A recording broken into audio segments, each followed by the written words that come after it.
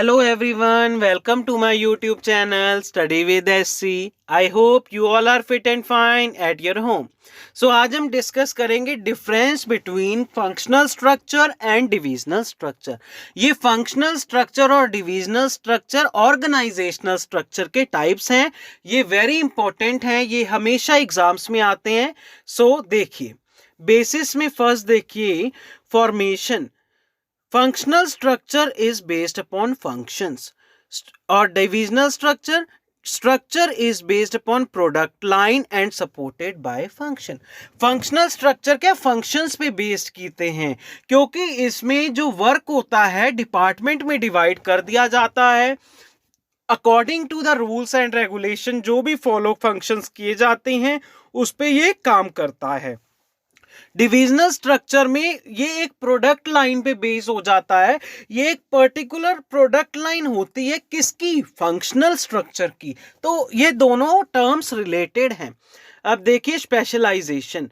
जो functional structure होता है वो फंक्शनल स्पेशलाइजेशन होता है यानी कि departmental specialization. Department in the sense HR department, finance department, marketing department, IT department. और जो डिविजनल स्ट्रक्चर है वो प्रोडक्ट स्पेशलाइजेशन होता है. वो एक प्रोडक्ट की लाइन की तरफ ही अपना स्टेप लेता है. अब देखें अथॉरिटी एंड रिस्पॉन्सिबिलिटी. इसमें क्या होता है फंक्शनल स्ट्रक्चर में no fixed authority responsibility thereof difficult to fix responsibility. इसमें कोई अथॉरिटी और रिस्पॉन्सिबिलिटी नहीं होती. इसमें डिपार्टमेंटल मेंबर्स जो होते हैं वो अपने आप ही अपना काम करते हैं. डिविजनल स्ट्रक्चर में क्या है जो भी अथॉरिटी और रिस्पॉन्सिबिलिटी फिक्स की जाती है डिविजनल मैनेजर फिक्स करता है और वो डिविजनल मैनेजर जो अपनी अथॉरिटी वो उन फंक्शनल मैनेजमेंट उसे अथॉरिटी देता है कि वो वर्क प्रॉपर तरीके से करवाएं. नेक्स्ट देखिए managerial development. No possibility of development as functional manager performs specific function as result does not get opportunity to gain experience in different areas. इसमें ये कोई पॉसिबिलिटी नहीं है कि मैनेजरियल डेवलपमेंट मिलेगा कि नहीं मिलेगा. डिविजनल स्ट्रक्चर में मिलेगा क्योंकि उसमें पर्टिकुलर पर्सन को एक्सपीरियंस हो जाता है पर एक एरिया में स्पेसिफिक स्पेशलाइज एरिया में काम करते करते. फ्लेक्सिबल.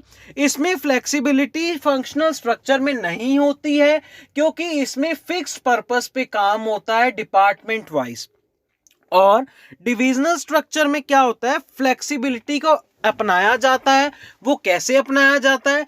जब कोई सोशल नॉर्म्स में सोसाइटी में चेंजेस आएंगे तो वो प्रोडक्ट लाइन में भी चेंजेस आते हैं. कॉस्ट. इसमें क्या है economical in the cost as prevent duplication of work. Functional structure जो है कॉस्ट का डुप्लीकेशन ऑफ वर्क को बचाता है. जो डबल कॉस्ट इनकर्ड कई बार हो जाती है ऑर्गेनाइजेशन में तो उसको ये प्रिवेंट करता है. क्या? Functional structure. अब देखें डिविजनल स्ट्रक्चर में कॉस्ट बढ़ जाती है क्योंकि इसमें कभी क्या होता है डुप्लीकेशन भी बढ़ जाती है. कोऑर्डिनेशन क्या है? Coordination difficult as different department perform different functions for the same product. It is not advisable for multi-purpose company. और इसमें क्या है easy to coordinate all the function.